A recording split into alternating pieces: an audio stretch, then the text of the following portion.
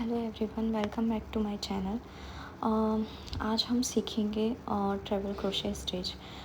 एक इजी और beautiful stitch जो थोड़ा टॉल होता है और जो प्रोजेक्ट्स को लाइट और एरी लुक देता है। सो इसके लिए मैंने यहाँ पर 13 चेन्स बना के रेडी कर लिया है। सो आप भी 13 नंबर ऑफ़ चेन्स बना लीजिए।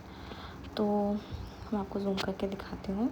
तो सबसे पहले हमें 4 स्टिच को स्किप करना है, okay, and then yarn over twice, then insert in your hook into the 5th stitch. Now yarn over, pull through 2 loops, yarn over, pull through 2 loops, okay. So ये हमारा फर्स्ट ट्रिपल क्रोशे रेडी है। Now again yarn over twice, insert your hook and pull through 2 loops, pull through 2 loops and pull through 2 loops. Again, in case आपको लग रहा है video बहुत ज़्यादा fast है तो आप प्लीज़ इसको स्लो कर लीजिए एंड इसी को आप कंटिन्यू कीजिए। Again insert your hook, yarn over, pull through 2 loops, yarn over, pull through 2 loops.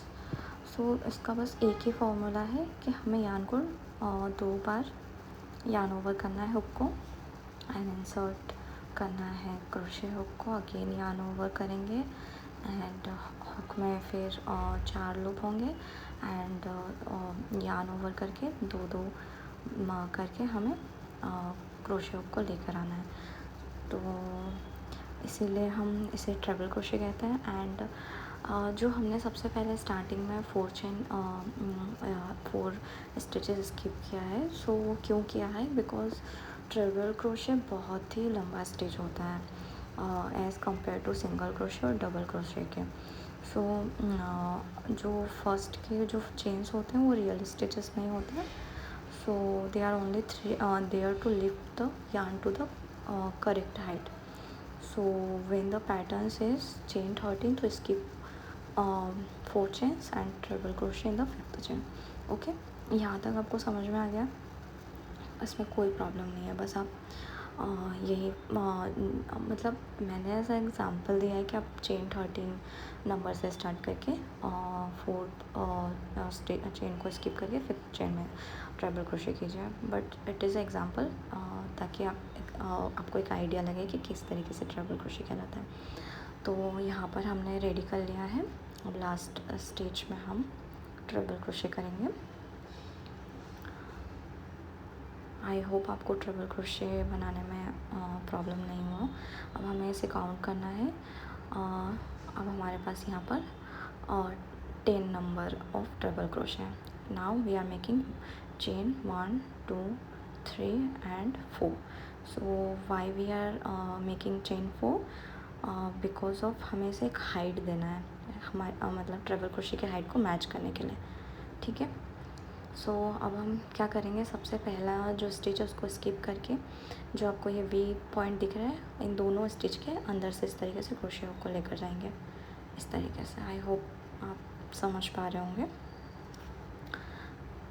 Again yarn over and insert your hook इस तरीके से। बस चेन 4 करके आपको स्किप करना है सिर्फ एक stitch and then second stitch से हम कंटिन्यू करेंगे। एंड यहाँ पर बस जो वी दिख रहा है दोनों चेन के अंडर नीचे की तरफ से क्रोशे हुक को लेकर जाएंगे। ओके, सो यहाँ पर मैंने कंप्लीट कर लिया है 8 चेन। अब यहाँ पर जो लास्ट के जो दिख रहा है आपको, जो हमने फर्स्ट चेन बनाया था 4 चेन, अब उसी चेन के वहाँ पर आपको दिख रहा होगा। तो यहाँ पर हमें 4th जो चेन है 4th चेन के अंदर हमें ट्रिपल क्रोशे करना है, ठीक है। सो इस तरीके से लेकर जाएंगे हमें इस 4th चेन के अंदर से इस तरीके से yarn ओवर करके लेकर आ जाएंगे।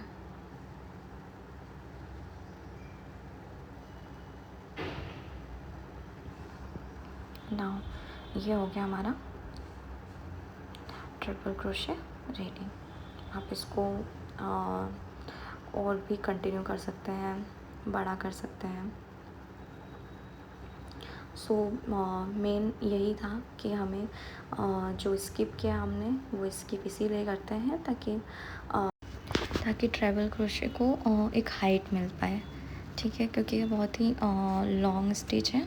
इस वजह से इसे हाइट देने के लिए हमें 4 चेन स्किप करना पड़ता है, देन टर्न करना पड़ता है, देन 4 चेन बनाना पड़ता है कि इसकी हाइट को मैच कर सके, ठीक है। So this is how you make the travel crochet stitch step by step. So if you found this video helpful, please like, share and subscribe to my channel. It really supports me.